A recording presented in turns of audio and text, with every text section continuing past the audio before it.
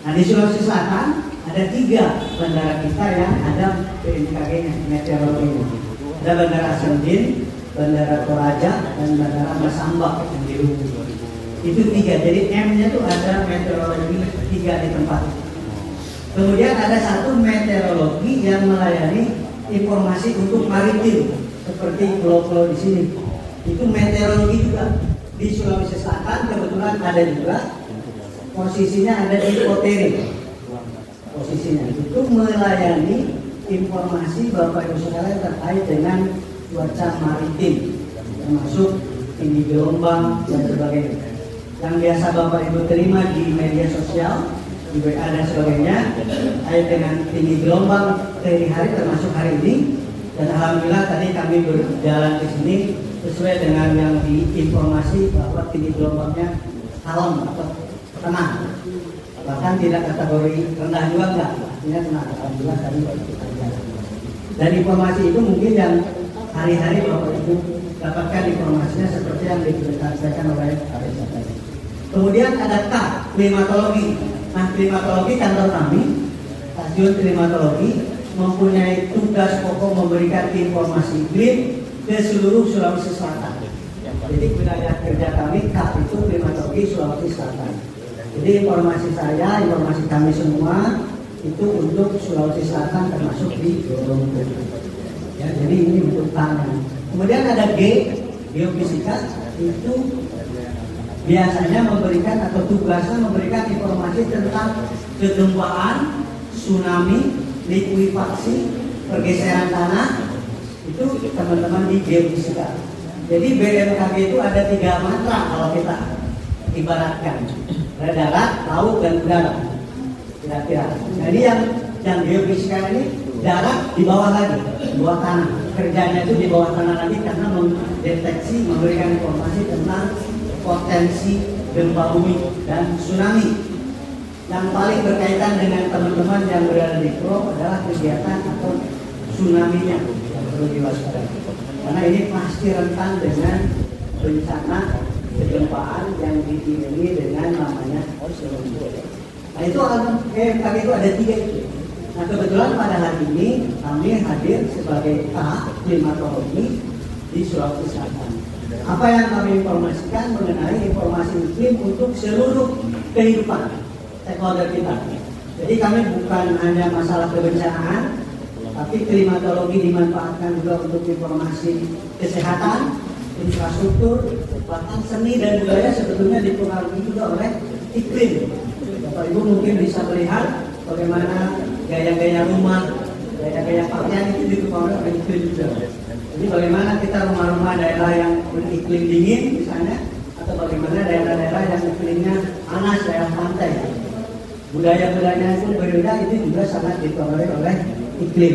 Nah sekarang yang terjadi pada saat ini, termasuk yang melatar belakangi kegiatan kita hari ini adalah ada yang dinamakan isu, namanya perubahan iklim.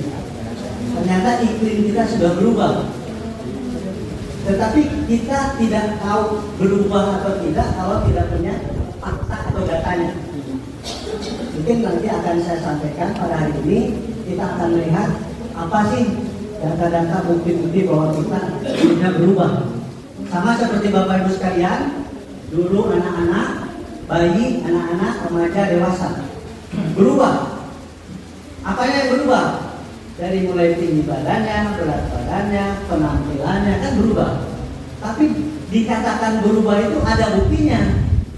Dulu bayi balita misalnya tingginya baru lahir 45 cm atau 50 misalnya. Sekarang udah 150 atau 200. Berubah. Ada buktinya, ada datanya. Berubah tinggi badannya. Tapi kalau tidak ada data, tidak ada faktanya, kita mengatakan berubah apanya? Kadang-kadang kita sering iklim berubah nih. Hanya sekarang lebih panas, tapi kita nggak tahu dulu seperti apa panasnya. Nah itulah BMKG hadir dalam rangka memberikan data. Karena kami BMKG mempunyai tugas pokok fungsinya mengamati kegiatan iklim dan cuaca dari jam per jam, hari ke hari, bulan ke bulan, tahun ke tahun. Jadi kami BMKG tidak pernah mengenal hari merah, hari libur nggak ada BMKG. Untuk yang operational. Kapan BMKG liburnya atau berhentinya? Ketika mataharinya udah nggak terbit lagi. Kapan mataharinya terbit? Ketika kiamat datang. Jadi BMKG akan berhenti bekerja ketika sudah tidak ada lagi matahari yang terbit. Karena yang menyebabkan terjadinya dinamika cuaca adalah karena adanya matahari.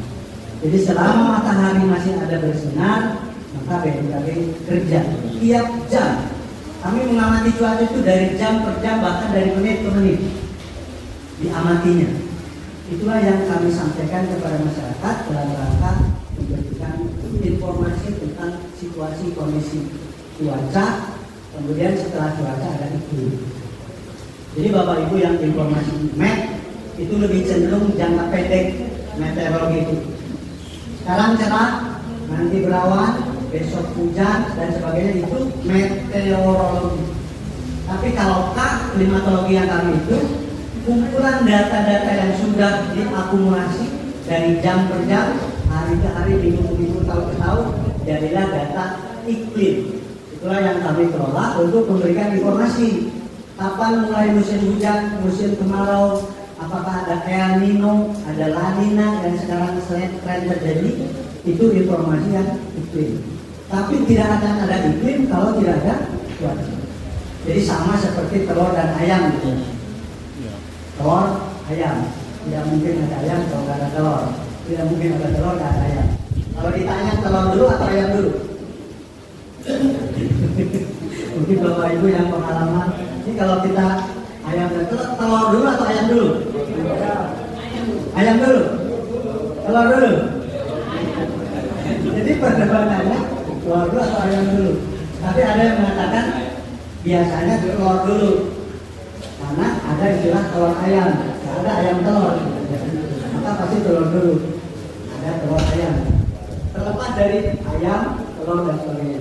Oke, itu intermezzo. Kembali ke laptop. Meteorologi, klimatologi, geofisika, alhamdulillah di Sulawesi Selatan lengkap. Ada M, ada K, ada G. Tidak di semua provinsi ada lengkap tiga-tiganya. Seperti waktu kemarin saya dinas di Riau itu tidak ada G-nya. Meteorologinya ada, klimatologinya ada, tapi G dan M maritimnya ada di provinsi Riau. Kebetulan di Sulawesi lengkap semua. Meteorologinya pun lengkap, ada meteorologi penerbangan dan ada meteorologi maritim yang memberikan informasi khusus cuaca pelayanan atau laut. Hanya memang di setiap provinsi ada K. Jadi alhamdulillah kita mempunyai kelengkapan infrastruktur kelembagaan BMKG. Mudah-mudahan ini bisa membantu teman-teman di Sulawesi Selatan umumnya, khususnya di Pulau-Pulau Lombok, dalam rangka membantu menghindari terjadinya dampak bencana iklim ekstrim. Ada tanda petik iklim ekstrim. Yang biasanya kita rasakan itu yang ekstrimnya. Jadi kalau iklimnya biasa-biasa, Bapak Ibu yang sudah berusia rata-rata mungkin di sini 50-60 tahun, dulu nggak pernah tuh heboh-heboh perubahan iklim dan sebagainya, karena masih dalam batas-batas yang kalaupun ada terjadi dampak itu hanya sedikit. Kalau sekarang Bapak Ibu bisa mendengar dampak kejadian iklim ekstrim yang paling dominan banjir dan kekeringan. Kalau di daerah pesisir ada banjir rob, air laut naik, pasang naik, gelombang lebih tinggi, bahkan sekarang sulit diprediksi. Tadi yang disampaikan Urah tadi, beliau jalan kemarin tiba-tiba ada gelombang yang luar biasa, padahal beliau guling-guling lahirnya pun di laut kira-kira. Tapi kenapa ini kok ada sesuatu yang luar biasa seperti ini? Itulah mungkin kadang-kadang kita sebut dengan anomali. Anomali ini ada beda. Tapi lagi-lagi ketika kita tahu ini beda, harus tahu biasanya, datanya. Bapak Ibu yang tidak sengaja mengamati dari hari ke hari, tahun ke tahun kondisi daerah Lombok, mungkin sudah biasa. Kali tinggi ombaknya di tempat saya sekian meter misalnya. Kemudian tadi dikatakan kalaupun naik air lautnya itu sampai di titik mana. Tapi sekarang ternyata buktinya sudah ada perubahan. Itulah namanya perubahan itu. Lanjut.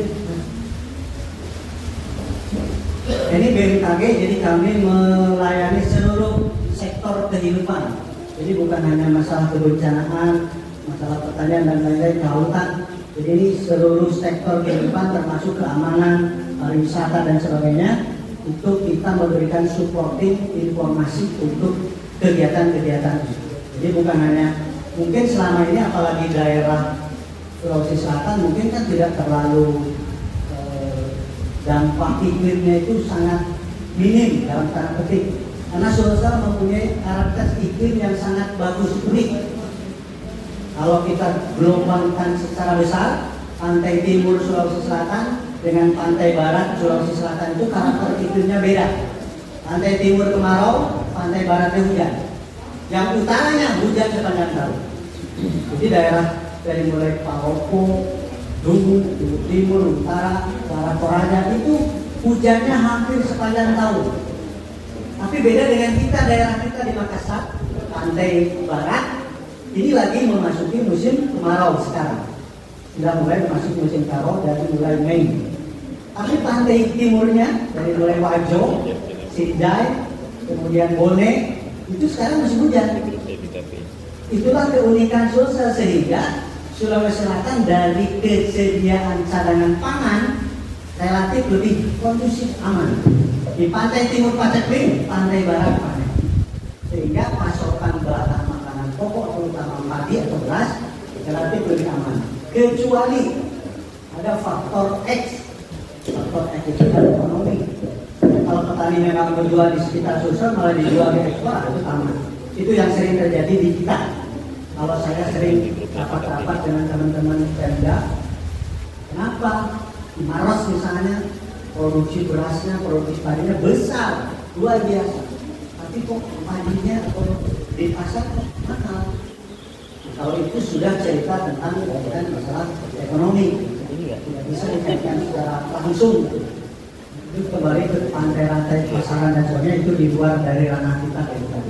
Tetapi dari segi iklim, Sulawesi Selatan harusnya lebih kondusif.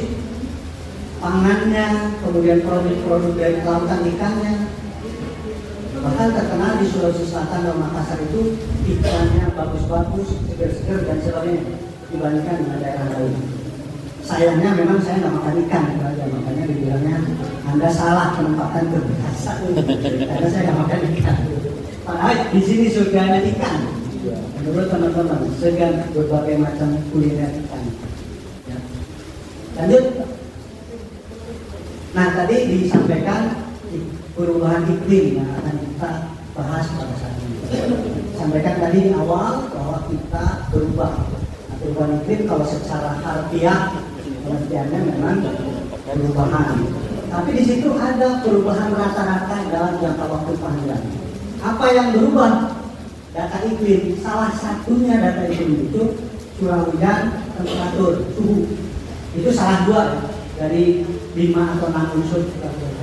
Nah, yang paling terasa berubahnya pola curah hujan dan suhu. Dari perubahan iklim itu kita berubah pola hujannya dan berubah temperatur atau suhu udara. Itu berdasarkan hasil pengamatan data yang saya dapatkan. Jadi nanti di dalam tayangan saya yang akan ditunjukkan lebih dominan atau lebih cenderung kepada bagaimana suhu dan curah hujan di global, nasional, kemudian kita persempit ke Indonesia. Data atau fakta bahwa memang sudah terjadi perubahan. Dari mana kita tahu berubah? Harus dari data. Ibaratkan tadi Bapak Ibu sekarang sudah tua. Apa yang berubah kalau sudah tua? Wajahnya, mungkin tingkat kesehatannya dan sebagainya. Tapi apakah ada datanya? Ada. Data tahun lahir kita ada. Jadi umur kita jelas-jelas. Dulu 0 sampai sekarang 50 tahun. Datanya ada umur. Apa yang berubah? Ya itu tadi. Nah, dari iklim juga sama. Iklim itu unsurnya ada temperatur, kelembaban, tekanan udara, angin, perhawanan dan lain-lain. Tapi yang paling dominan terlihat perubahannya adalah pola curah hujan dan temperatur. Akibat dari iklim, curah hujan dan temperaturnya berubah, maka berubahlah seluruh pola kehidupan. Yang teman-teman petani sekarang susah lagi untuk menentukan kapan tanamnya. Yang teman-teman nelayan sekarang lebih sulit kapan menentukan waktu melaut yang tepat supaya tidak terjadi bencana atau iklim ekstrim. Itu yang paling terasa dari kita. Lanjut. Kenapa iklim kita berubah? Secara alamiah, secara hukum alam memang pasti berubah. Demikian juga dengan iklim, seiring dengan perkembangan zaman dari tahun-tahun berubah pasti berubah. Jadi kalau kita lihat penyebabnya itu ada pembangunan pabrik berubah, ada pembabadan hutan-hutan berubah, kemudian ada yang pertanian, untuk petani-petaninya tidak pakai insektisida dan sebagainya, luas pertaniannya juga dulu masih luas sawah dan sebagainya, sekarang sawahnya berubah jadi apa? Jadi perkantoran, jadi perumahan. Saya nggak tahu tahun 86 bekerja di sini, rumah-rumah di sini apa sebanyak ini kan nggak juga. Dulu penduduk Indonesia mungkin masih 50-an juta, 1 juta. Sekarang sudah mendekati 300 juta penduduk Indonesia. Nah, penduduk di desa ini, desa Tolongkoi berapa yang dulu kan? Dari tahun 80-an tadi. Satu orang manusia lahir menyebabkan peningkatan gas karbon dioksida atau oksigen. Kan kita mengeluarkan karbon dioksida ketika bernapas. Satu orang menyebabkan peningkatan karbon dioksida. Itulah yang menyebabkan perubahan iklim, namanya karbon dioksida, yang menyebabkan gas rumah kaca. Dari sisi jumlah orangnya saja sudah menambah karbon dioksida, maka menambah perubahan iklim. Kalau satu, bayangkan dalam satu hari berapa juta yang lahir. Begitu brojol, bunyi, bayi itu bunyi, nangis, itu sudah mengeluarkan karbon dioksida. Dari situ udah nampak tuh gas rumah kaca yang menyebabkan terjadinya perubahan iklim. Belum lagi dari pohon-pohon yang hilang, belum lagi dari polusi udara, kendaraan. Dulu satu orang satu motor juga jarang, masih sepeda-sepeda, nggak ada polusi. Sekarang satu rumah satu motor, bertambah lagi karena ada 2 orang 2 motor, bertambah lagi anaknya 3 motor dalam satu keluarga, plus mobil lagi. Itulah penyebab kenapa iklim kita berubah, salah satunya adanya pencemaran atau peningkatan gas rumah kaca. Salah satu gas rumah kaca namanya karbon dioksida yang dikeluarkan oleh kita. Ini saya ngomong dari tadi, ini banyak banget karbon dioksida yang sumbangnya. Bapak Ibu yang makin banyak orangnya makin banyak. Maka kadang-kadang kalau di daerah tertutup, apalagi rapat, makin banyak orang boleh sesak. Karena yang banyak bukan oksigen tapi karbon dioksida. Nah, karbon dioksida ini salah satu penyebab terjadinya perubahan iklim gas rumah kaca. Ini salah satu. Ini penyebabnya tata guna lahan, polusi udara, potensial dan sebagainya. Apakah di sini ada penyebab gas rumah kaca? Banyak. Salah satunya jumlah penduduk. Kalau seluruh masyarakat kita walaupun pikirannya memperlakukan alam masih sama seperti sekarang, membuang sampah sembarangan, drainase nggak beres, pohon-pohon dibabat habis tanpa memperhitungkan lingkungan, maka terjadi kiamat iklim itu akan lebih cepat. Dulu ada paranormal namanya Mama Loren kalau salah, 2012 terjadi kiamat kata Mama Loren. Ini paranormal, sedikit belok situ. Nah, kenyataannya memang kiamat, tapi beliau duluan yang kiamat. Beliau akan meninggal duluan sebelum 2012. Nah, ini juga, makanya ini ada hubungan juga dengan BMKG. BMKG itu pekerjaannya meramal. Ya kan? Dulu ada ramalan cuaca tahun 80-an, mungkin di TV itu ramalan cuaca, dunia dalam berita dan sebagainya kalau zaman-zaman dulu. Nah, BMKG karena takut kita bersaing dengan paranormal, yang sekarang gencar di mana-mana, maka BMKG dirubah namanya bukan ramalan, tapi perakiraan. Karena kalau ramalan kita akan disangka paranormal seperti Video Komodo, Memaloren dan kawan-kawan. Tapi sifat pekerjaannya sama. Kita meramal, memprediksi. Bedanya hanya caranya.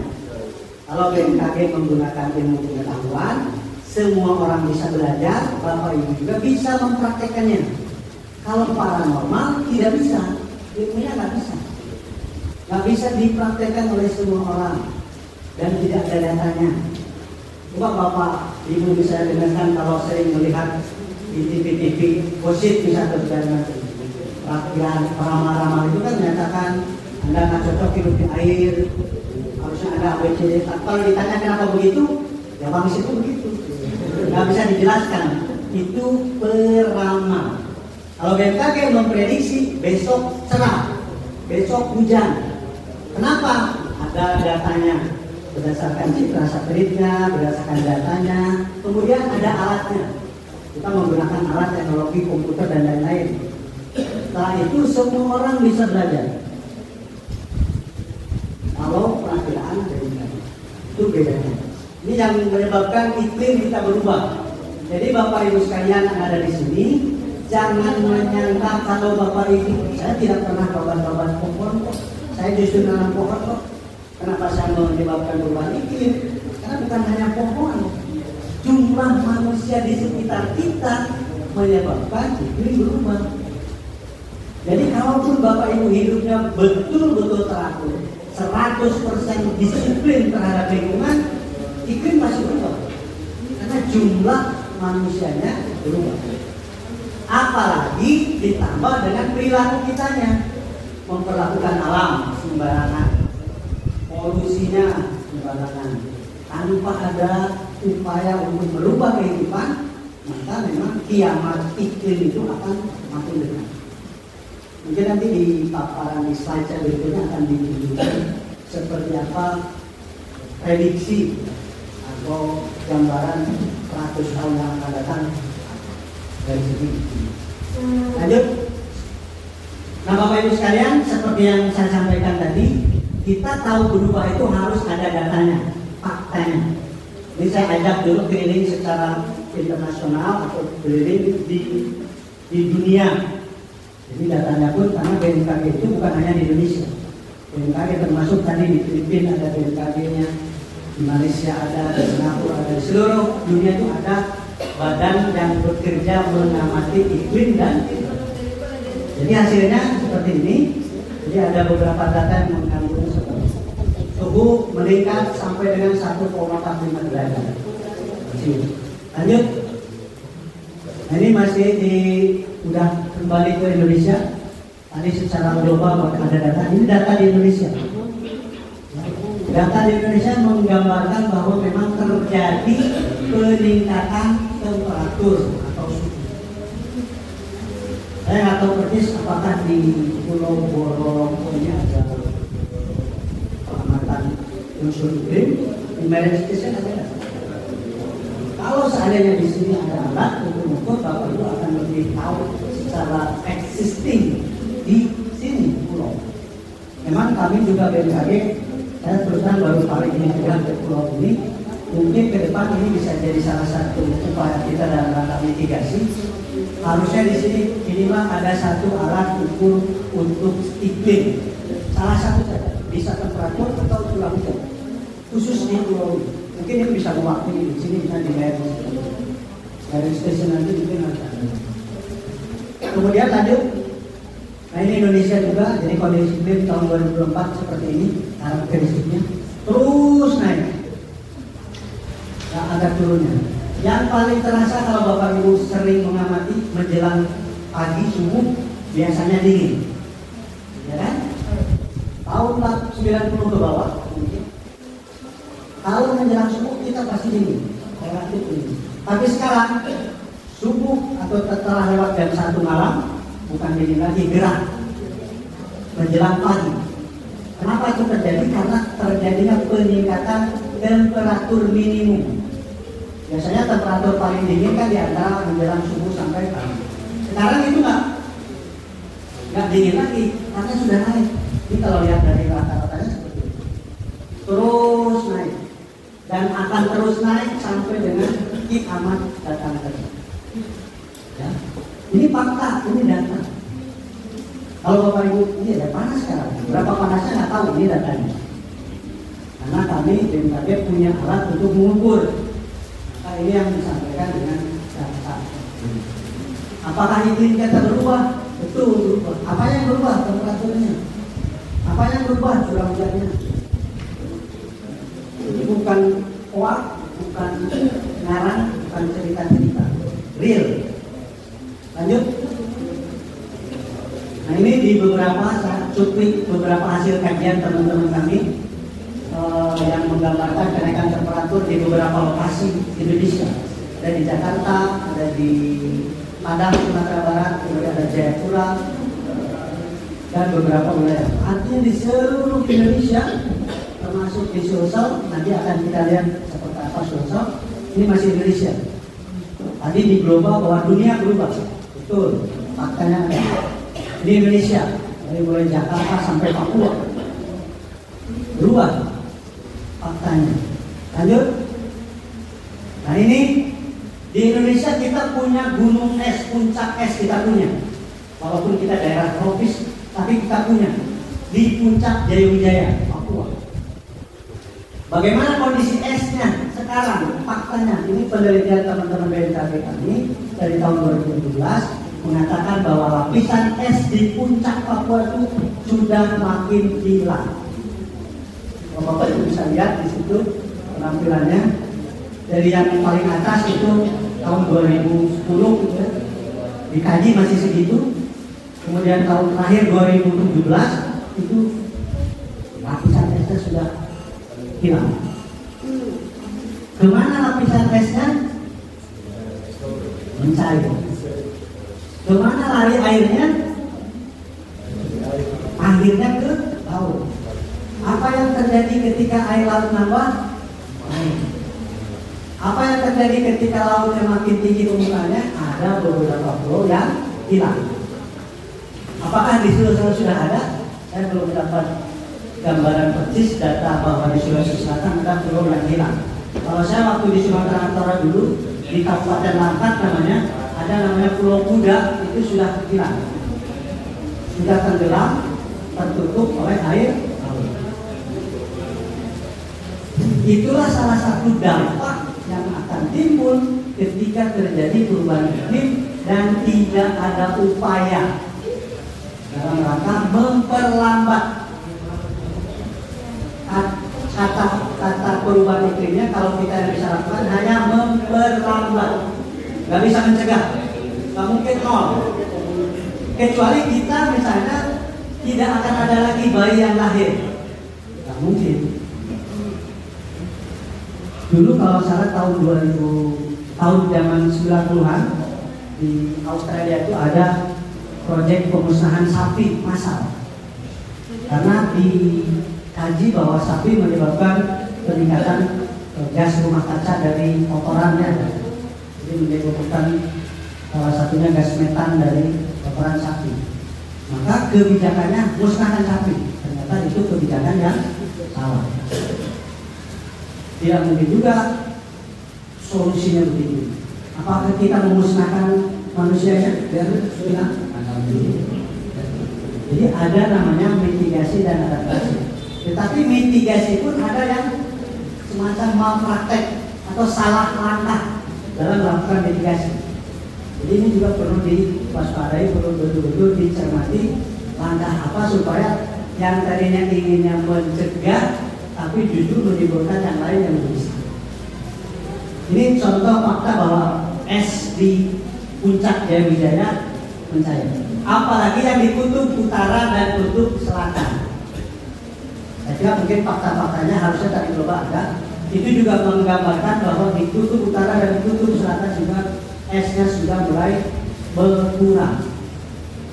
Ada teman-teman kami dari BMKG kemarin ikuti ekspedisi ke kutub utara dan kutub selatan, mengukur mirip seperti ini ketebalan es di kutub. Sudah mulai berkurang, dampaknya jadi tadi air laut menjadi bertambah volumenya sehingga menyebabkan beberapa pulau. Lanjut. Ini di Sulawesi Selatan. Kita sudah terbang ke wilayah kita. Di Sulsel juga ternyata ada peningkatan temperatur rata-ratanya 0,03 derajat, walaupun hanya 0,03, tapi faktanya Sulsel mengalami perubahan iklim. Mungkin dibandingkan Jakarta, dibandingkan Pulau Jawa, Sulsel relatif lebih pelan peningkatan temperatur. Mudah-mudahan ini bisa kita jaga sehingga amat iklim di Sulsel lebih lama. Lanjut. Nah, ini di Sulsel untuk data curah hujannya ada tren yang beberapa daerah naik curah hujannya, artinya lebih banyak, tapi ada beberapa daerah yang ternyata makin sedikit hujannya. Nah, kalau ada data real yang saya sampaikan, kalau ada di sini ada pengukuran yang existing, data curah hujan atau data temperatur, maka kita akan lebih detail mengetahui perubahan iklim khusus di pulau. Ke depan mungkin ini PR kita juga, berkali-kali kemudian dengan teman-teman Iron Station ini harus dalam rangka mitigasi itu harus tahu data. Ya, lanjut. Apa yang terjadi dampak dari yang berubah-berubah tadi? Yang paling terasa oleh kita, temperaturnya makin naik, makin murah. Tapi untuk kehidupan yang lain, di kesehatan, kasus DBD lebih meningkat. Ada beberapa kajian juga. Untuk lingkungan tadi ada pulau-pulau yang sudah tenggelam. Ya. Kemudian sumber daya ada varietas atau ada spesies-spesies tumbuhan dan hewan yang sudah punah. Saya nggak tahu Bapak Ibu apakah mengamati di daerah Ponorogo ada apakah di sini serangga atau jenis tanaman yang lain, misalnya di sini yang sudah nggak ada lagi sekarang. Kalau di kampung saya Bapak Ibu, saya dari Jawa Barat, daerah Ciwidey, Bandung, Selatan. Kampung saya sekarang sudah tidak ada namanya tong beret, serangga yang biasanya bunyi nyaring sore hari. Kalau tempat saya namanya tong beret. Ketika bunyi serangga itu sore hari, itu menggambarkan kemarau panjang akan tiba. Nah sekarang di kampung saya tong beretnya ada lagi. Nah itu salah satu sistem peringatan dini alamiah. Sistem peringatan dini alamiah itu bisa ditandai dengan hewan, dengan tanaman, atau kalau yang masih bertahan sekarang rasi bintang. Tadi sudah bilang, paling kita bisa memperhatikan rasi bintang. Kalau ada bintang di sana bersinar, maka itu tandanya musim kemarau. Kalau saya dulu di Ciwidey itu ada rasi bintang, itu biasa diperhatikan. Ini masih bertahan kalau bintang, karena bintang masih bertahan ada di langit. Tapi kalau tanda alam yang lain, bisa dari semut, bisa dari sapi, bisa dari tanaman yang lain tadi, itu tanda-tanda atau early warning system alamnya. Jadi tanda peringatan dini iklim itu bukan hanya dari alat yang kami buat seperti ini, tapi dari alat juga ada peringatan dini. Sekarang tanda-tandanya sudah hilang. Teman-teman petani, kalau saya sering di sini keliling di orang Jawa ada namanya Pronotomongso. Orang Sunda kayak kali Jawa Barat namanya Pranata Mangsa. Orang Bali menyebutnya Palicara. Orang Sulsel saya tanya kemarin di sini namanya Palontara. Itu kebijakan-kebijakan lokal yang berfungsi atau digunakan untuk memprediksi kapan waktu tanam padi. Nah sekarang Palontaranya berubah karena tanda-tandanya sudah. Dulu pondok rame-rame begini itu tandanya mungkin hujan akan tiba. Sekarang pondok rame ini karena ditunggu orang, karena pondoknya akan di. Sudah hilang sekarang pondok-pondok jenis kodok hijau kalau salah dulu. Saya pernah mengkonsumsi jenis kodok hijau itu rasanya seperti daging ayam. Paling mahal sekarang udah ada lagi. Kalau di kampung saya, kalau di sini saya nggak tahu masih apakah dulu ada. Tapi itu tanda-tanda alam yang sekarang sudah mulai punah. Kenapa punah? Karena ada iklim berubah. Temperaturnya yang dulu temperaturnya nyaman buat hidup mereka. Sekarang karena temperaturnya naik, nggak sanggup bertahan. Bapak Ibu pernah melihat informasi berita di TV tahun berapa yang ada ledakan ulat bulu di Jawa Timur, merambah Jawa Barat, Jakarta. Ulat bulu yang tiba-tiba banyak dalam waktu yang serta. Harusnya kan ulat bulu lahir dari ulat, kepompong, kupu-kupu, kan gitu siklusnya. Tiba-tiba semua ulat, bahkan nyerang rumah, ke dalam rumah itu benar-benar heboh. Bencana ulat bulu, Jatim, Jakarta, Jabar, Jakarta. Kenapa bisa terjadi perubahan siklus seperti itu? Karena ada pola iklim yang berubah. Termasuk burung yang biasa migrasi. Burung ada yang pindah misalnya dari negara bahkan negara lain. Karena sekarang ada lagi. Ada beberapa lokasi yang betul-betul sangat tidak nyaman buat burung kondisi temperatur ini. Itu salah satu early warning system atau peringatan dini alamiah. Kalau Bapak Ibu untuk diri sendiri, kalau gejala-gejala tubuh kita sudah nggak nyaman, misalnya kalau sudah ada diabetes, mungkin gejalanya ada kesemutan dan sebagainya, itu kalau di dalam kita ada peringatan dini seperti itu. Di dalam alam juga sama. Ada peringatan dini alamiah yang bisa dilihat dari binatang, tumbuhan, atau rasi atau alam yang lain. Nah sekarang tanda-tanda itu sudah punah, maka muncul kami selaku BMKG yang menggunakan teknologi canggih. Ada radar, ada segala macam. Inilah gunanya BMKG untuk membantu masyarakat mengembalikan palongkara, palicara, pronto-pongsonya tadi. Karena tanda-tandanya sudah hilang. Nah BMKG bisa membantu karena kita punya alat. Apa alat-alatnya itu tadi untuk mengukur temperatur, curah hujan yang diamati dari jam kerja. Nggak pernah libur. Jadi BMKG sekarang ini hari merah, libur 4 hari. Kalau kami operasional nggak ada libur. Tidak mengenal hari raya, tidak mengenal hari apapun, tetap mengamati cuaca. Kecuali cuacanya off, mataharinya berhentilah kamu. Ini jadi salah satu. Makanya kita setiap hari mengamati, mengumpulkan, kemudian mengolah, menganalisis sehingga muncullah perkiraan seperti ini. Lanjut. Ini contoh yang mirip-mirip kasus pulau. Ini di Jawa Tengah ada tenggelam di Demak itu. Ini terjadi mirip-mirip seperti yang disampaikan oleh Dikaris bahwa sekarang ini kenapa dulu kan hanya segitu pasalnya. Sekarang kok sudah masuk ke rumah kita banjir rob itu. Nah ini mungkin salah satu juga yang saya sampaikan, kalau terjadi banjir Bapak Ibu seperti itu, kira-kira siapa yang paling menderita kalau banjir? Ada yang bisa jawab?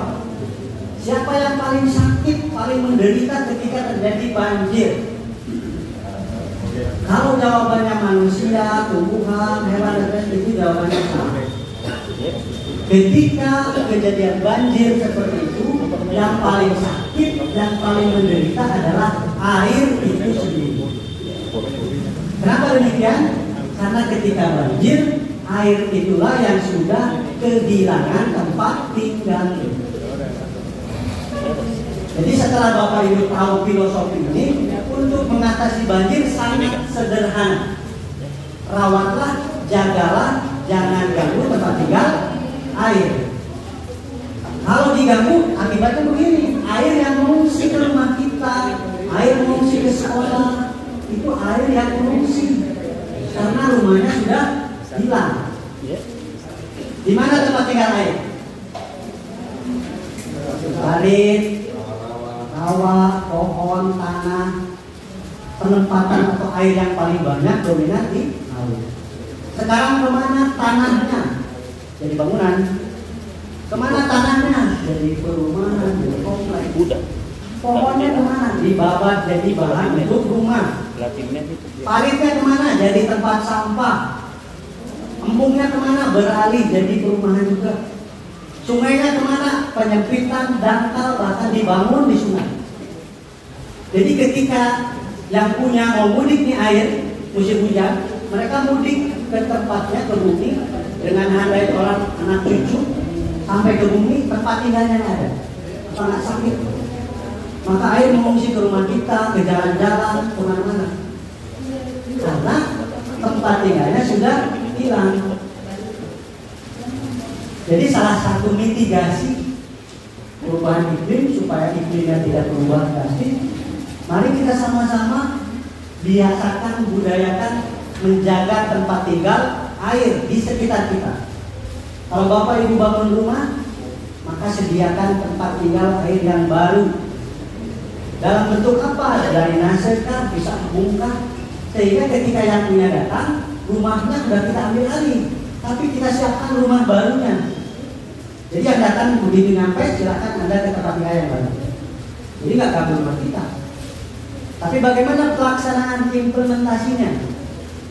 Bapak Ibu lihat beberapa bangunan kompleks, semangat mereka memperhitungkan tempat tinggal air yang ada. No. Pernahkah pengembangan perumahan dia menyediakan tempat tinggal air yang baru supaya jangan airnya mengusik rumah kita? Padahal sangat sederhana sebetulnya kalau kita paham filosofi itu. Yang jadi masalah adalah kemauan. Kita tahu setelah kejadian baru kita ngomel, menggerutu, mengeluh, bahkan ada yang mengutuk. Yang disalahkan hujannya. Memang yang paling mudah membuat atau mencari kambing hitam cuaca, termasuk bencana-bencana. Kalau ada kejadian longsor cuaca, kalau ada pesawat jatuh cuaca, karena cuaca nggak bisa melawan, nggak bisa ngomong. Ya? Kita akan melawan. Nah, pada saat ini, pada kesempatan ini, saya mengajak Bapak Ibu sekalian yang berada di Pulau Borobudur ini, silahkan untuk menjaga tempat tinggal air. Minimal itulah dulu yang akan kita lakukan. Terlepas dari apakah kita sampah dan sebagainya di sini, mungkin ada juga gerakan-gerakan terkait dengan mitigasi. Di Kementerian Desa ada program Desa Tangguh Iklim kalau saya. Di Kementerian Kesehatan ada program Desa Sehat Iklim. Di teman-teman BPBD ada namanya Desa Tangguh Bencana. Nah, di kegiatan seperti ini ada juga program. Di Kementerian Lingkungan Hidup ada namanya program Kampung Iklim. Saya nggak tahu apakah desa atau Pulau Lombok ini sudah ada sampai program-program seperti itu. Itu semua kami juga menjadi supporting dalam kegiatan itu. Mudah-mudahan dengan adanya pertemuan kita hari ini bisa membuka wawasan Bapak Ibu sekalian, terutama mulai dari hal yang kecil, mulai dari diri sendiri, mulai dari sekarang, jangan ditunda. Hal yang kecil di Bapak Ibu lingkungan. Di sekitar rumah Bapak Ibu adakah tempat tinggal air yang kira-kira menjadi rusak? Kalau paritnya mungkin penuh dengan tanah atau sampah, ya boleh bersihkan. Kebetulan sekarang kita lagi fase musim kemarau, tapi nanti ketika musim hujan, yang punya rumah akan datang, akan mudik kira-kira rame-rame, kita bisa kan. Kemarin saya diundang oleh teman-teman di Pemprov Sulsel dalam batas waktu musim hujan yang lalu ya. Saya sampaikan pemahaman saya sampaikan seperti ini, dan alhamdulillah direspon oleh teman-teman Pemprov Sulsel. Teman-teman PUPR-nya dari mulai awal berjuang keras membersihkan seluruh tempat tinggal air Sulsel di Makassar khususnya. Alhamdulillah banjirnya tetap ada, tetapi lebih minimal. Itu hanya mengerjakan yang kecil tadi. Konon lagi kalau seluruh warga masyarakat memahami tentang filosofi tempat tinggal air itu kita yang mengambil alih, mudah-mudahan semuanya bisa peduli. Sehingga semuanya masing-masing rumah punya tempat tinggal air untuk di sekitar rumahnya. Mudah-mudahan banjir yang diakibatkan oleh iklim ekstrim tadi bisa minimal dampak. Lagi-lagi cuaca nggak bisa dicegah, nggak bisa dilawan. Yang bisa kita lakukan adalah menyesuaikan.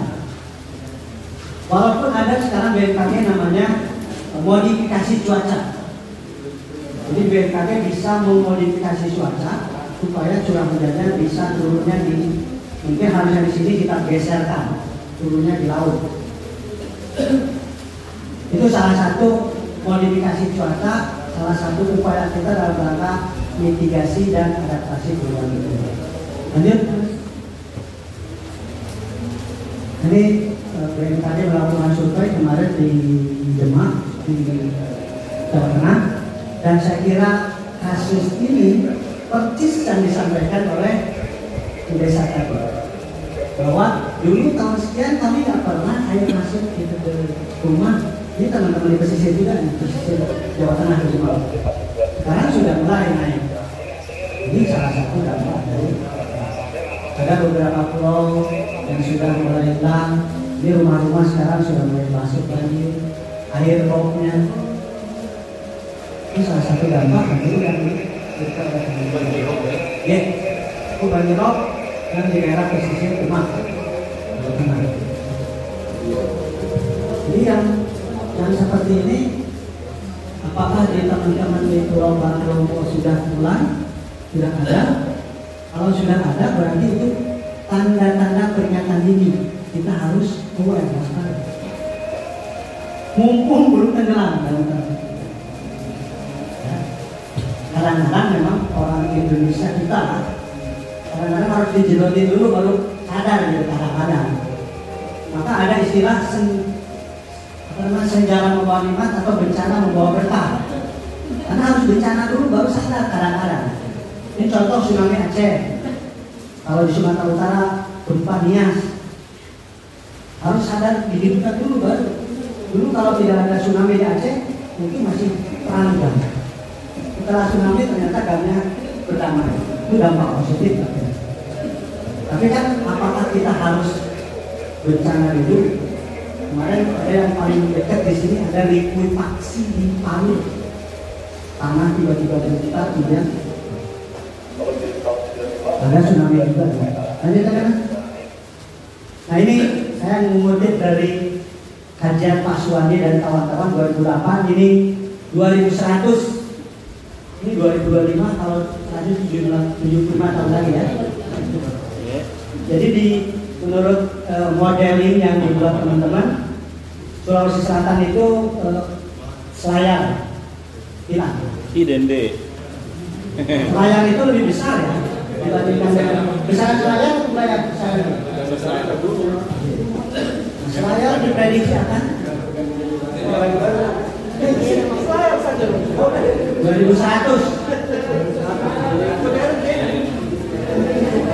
Lanjut. Apa yang harus kita lakukan? Kita tidak bisa pasrah akan terjadinya prediksi yang tadi.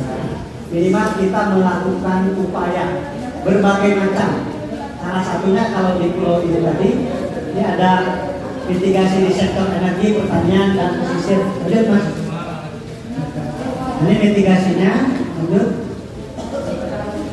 Adaptasi. Bapak Ibu, ini udah kejadian, udah kadung, udah suhu sudah naik, hujan berubah. Maka yang kita lakukan menyesuaikan diri. Bagaimana menyesuaikan diri dengan suhu yang lebih panas? Ada teknologi, ini kipas salah satu, AC salah satu.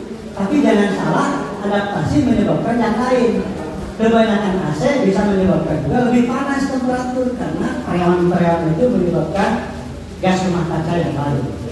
Ya.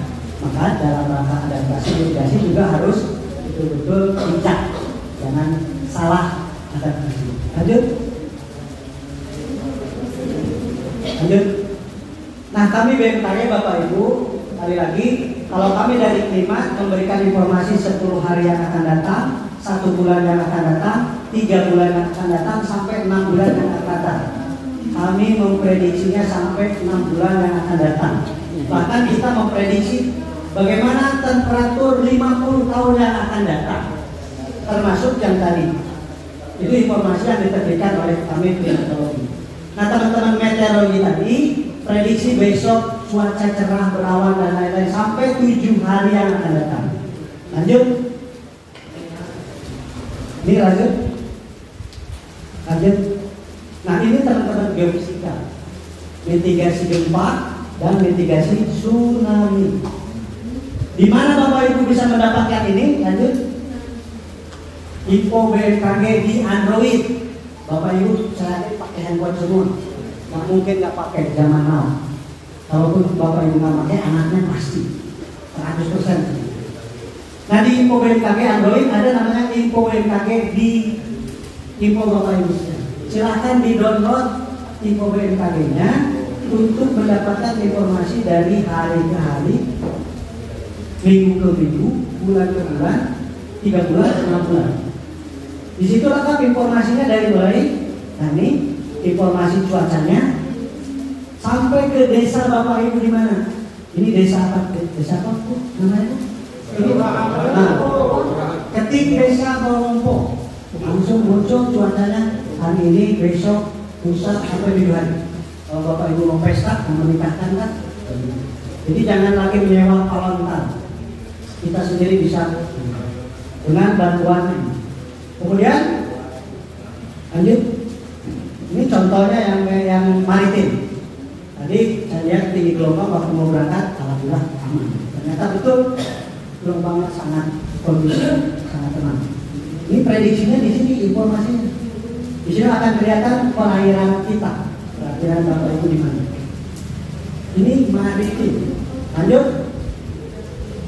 Ini yang iklim tadi yang saya katakan 3 bulan yang akan datang, 1 bulan yang akan datang. Bagaimana kondisi curah hujannya? Apakah ada El Nino lagi dan lain-lain. Lanjut. Nah ini gempa tsunami ada di situ juga.